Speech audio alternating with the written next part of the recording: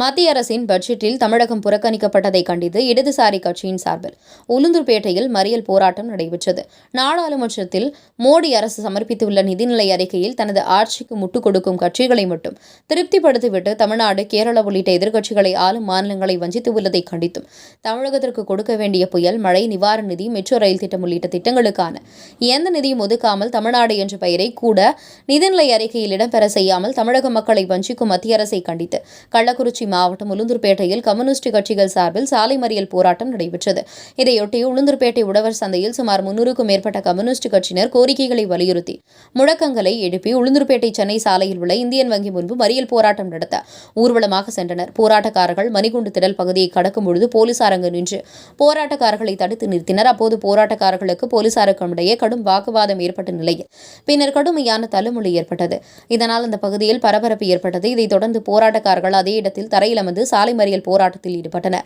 பின்னர் அவர்களை போலீசார் கைது செய்து தனியார் திருமண மண்டபத்தில் அடைத்தனர். உளுந்தூர்பேட்டையில் நடைபெற்ற மறியல் போராட்டத்தில் கலந்து கொண்ட 30 பெண்கள் உட்பட 275 பேரை போலீசார் கைது செய்தனர்.